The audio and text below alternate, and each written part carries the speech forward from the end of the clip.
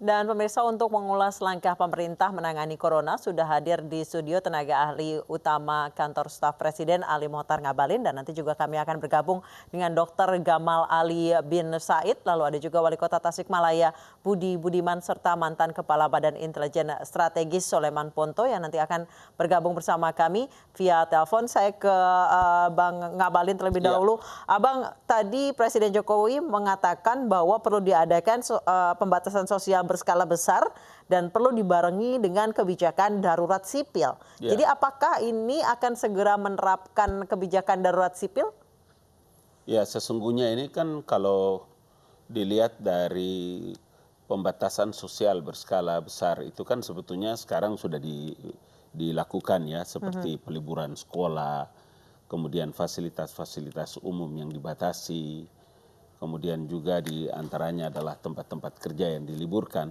Yang paling penting itu adalah memang harus dibarengi. Tadi Bapak Presiden menekankan agar bisa lebih efektif, lebih disiplin, lebih taat. Kalau kita tahu dan kita mengerti bahwa virus corona ini adalah membahayakan kita, maka anjuran dan himbauan yang dilakukan oleh pemerintah itu harus menjadi kerja bareng kita. Berarti saat ini masyarakat Indonesia masih banyak dalam tanda kutip yang bandel, disuruh work from home malah mudik dan lain sebagainya. Gitu. Dalam posisi inilah maka sebagai sebuah negara demokratis, negara yang memiliki faham demokrasi, maka seorang kepala negara memulai ini harus dengan himbauan.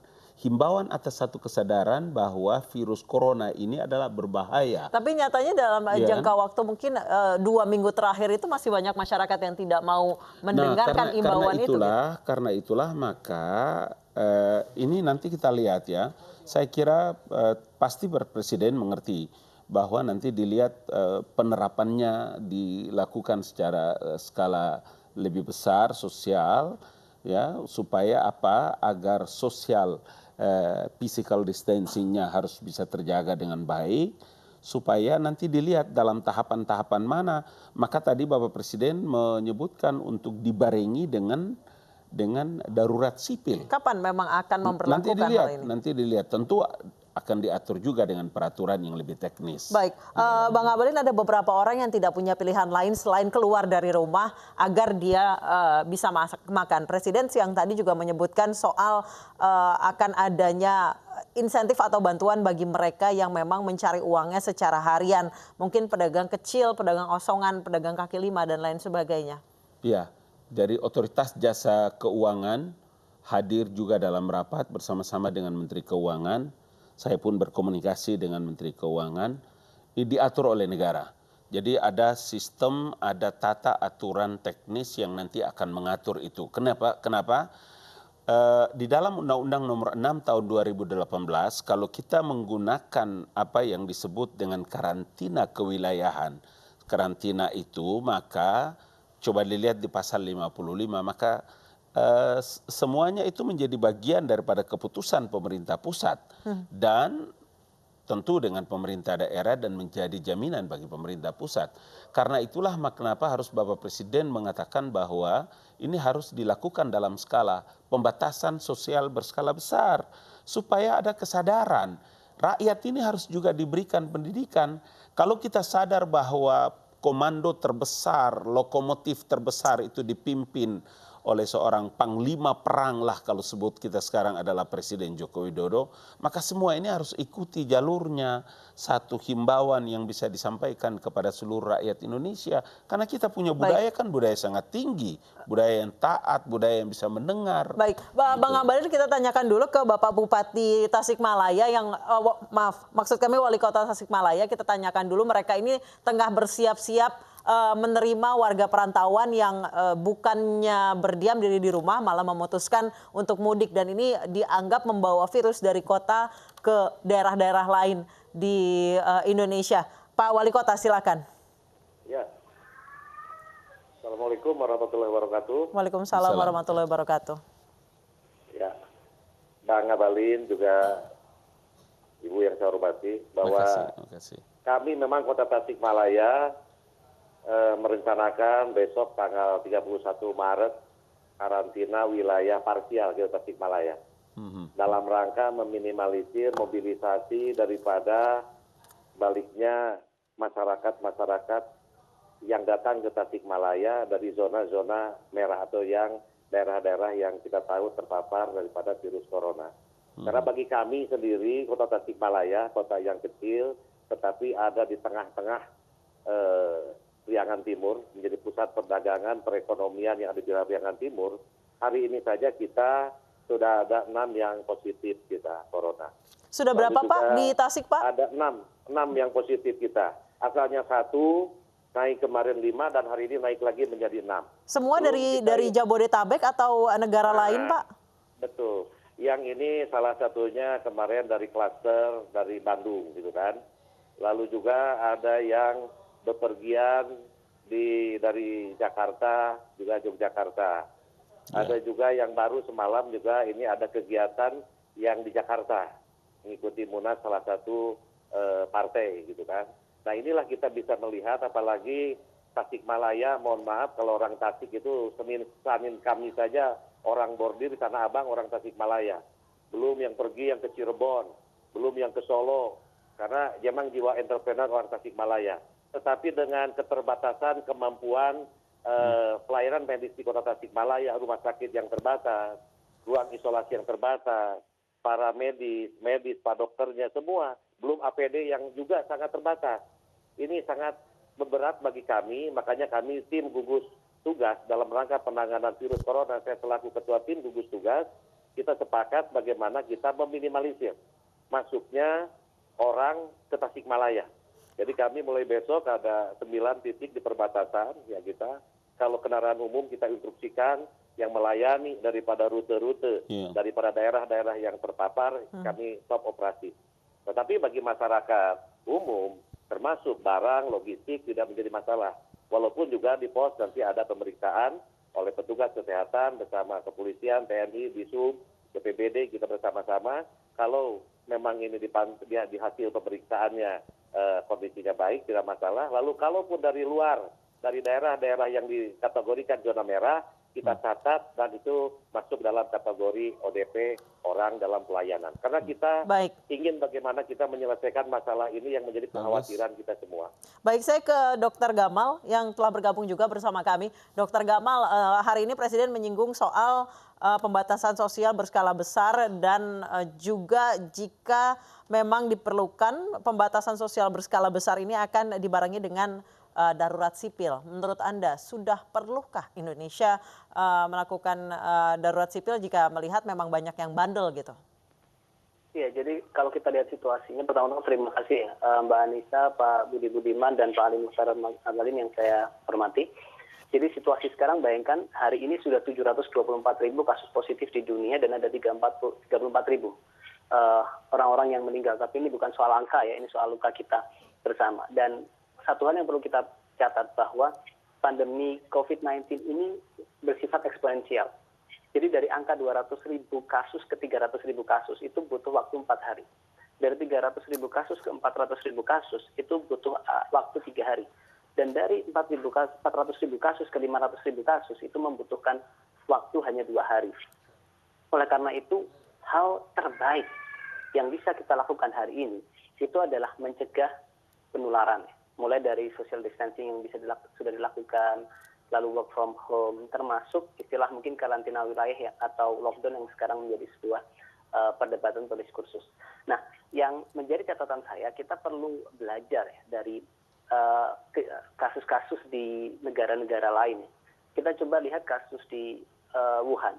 Ada sebuah kajian menarik dari penelitian yang menggunakan model matematika pada kasus di Wuhan. Ternyata jika city closure ya, atau lockdown yang orang-orang sebut, atau mungkin kita sebut sebagai karantina wilayah, itu dilakukan 1 hari lebih cepat ya, yaitu 22 Januari, bukan 23 Januari.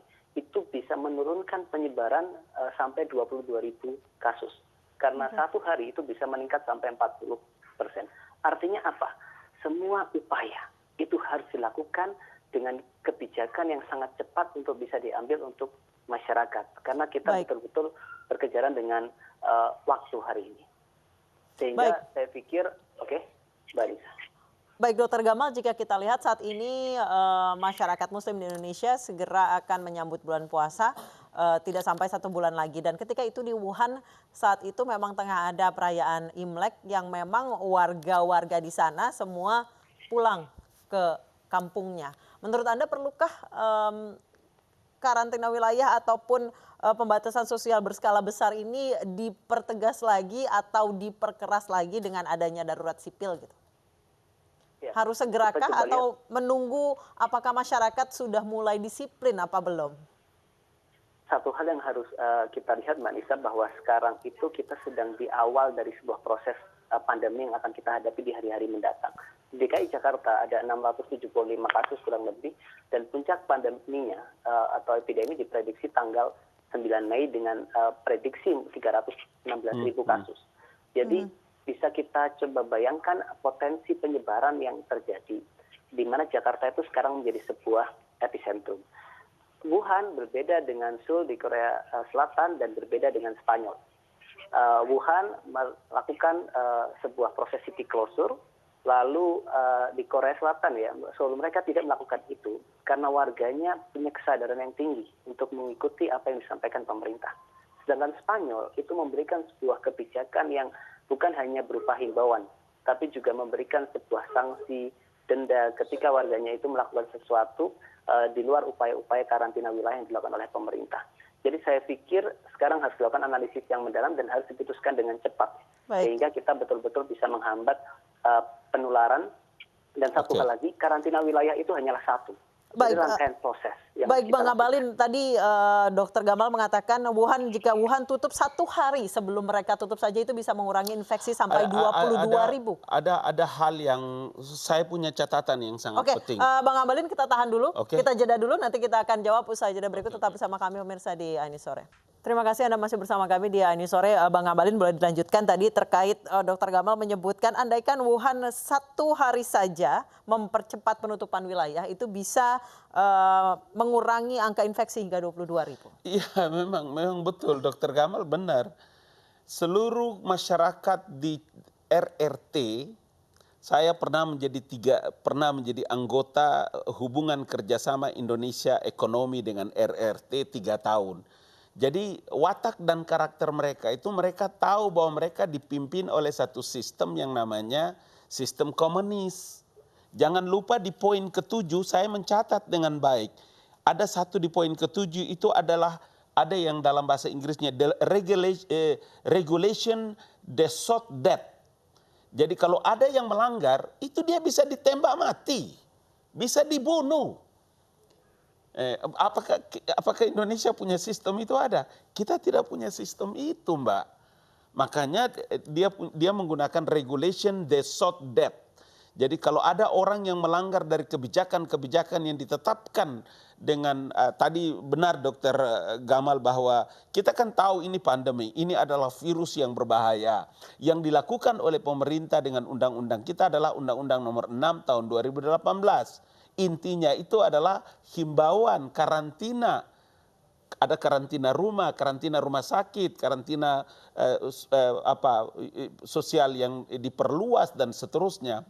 Nah, pola tidak. Kalau yang dilakukan di Wuhan dan Hubei, khususnya provinsi Hubei dan Wuhan itu benar kata Dokter Gamal, itu bisa terjadi seperti itu. Makanya dalam regulasi kita itu tidak dikenal dengan apa yang disebut dengan lockdown, yang dikenal itu adalah karantina gitu. Baik, kalau dalam jika memang suatu saat mungkin entah 1 atau 2 jam lagi, entah sehari atau 2 hari lagi Indonesia menerapkan darurat sipil, apakah ada kewajiban bagi pemerintah untuk menyiapkan makanan dan kebutuhan logistik bagi semua masyarakat? Ada 2 Karena tahapan. kita melihat masih banyak yang mereka ada 2 tahapan. Ada 2 tahapan. Kalau dilihat dalam Undang-Undang Nomor 6 Tahun 2018 di pasal 55 itu kan jelas. Itu adalah menjadi bagian yang tidak terpisahkan dari wilayah. Kemudian seluruh bahan pokok dasar semua disiapkan oleh pemerintah pusat. Izinnya itu juga berdasarkan pemerintah pusat. Tapi Presiden tidak menggunakan itu. Yang sekarang ini adalah dianjurkan paling besar itu adalah melakukan pembatasan sosial berskala besar. Tahapan-tahapannya ada, pasti ada. peraturan teknisnya. Pasti ada yang menjadi pertimbangan. Kenapa itu? Karena tidak mungkin pemerintah akan bisa melakukan satu keputusan-keputusan yang tidak berdasarkan data-data yang validitasnya bisa dipertanggungjawabkan, karena seluruh kebijakan-kebijakan pemerintah itu terkait dengan pelayanan kepada masyarakat. Itu persoalan yang paling mendasar yang sekarang sedang dihadapi dan dari hasil keputusan rapat terbatas tadi. Baik, saya langsung ke Pak Wali Kota. Pak Wali Kota, kalau di Tasik sendiri seperti apa? Apakah warganya masih banyak yang bandel, kongko-kongko? Tanda petik bandel begitu ya, tidak taat lagi. Tidak taat, kongko-kongko di pinggir jalan berkumpul, banyak yang nekat masih gelar hajatan dan lain sebagainya. Betul. Ini kan kalau kita melihat bangsa kita, mohon maaf, bangsa kita ini kan tidak disiplin. Kalau lihat negara Singapura banyak sama yang positifnya, tetapi yang meninggal sedikit. Ini saya yakin kuncinya mereka itu disiplin warganya. Iya benar. Kita kemarin saya dengan Muspida bareng-bareng woro-woro muter-muter wilayah semua ngasih tahu. Malah kita merasa terbantu dengan adanya maklumat dari Kapolri. Luar biasa.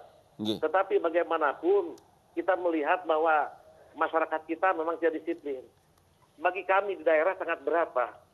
Satu yang meninggal saja kemarin yang sudah positif, malamnya meninggal sampai 24 jam.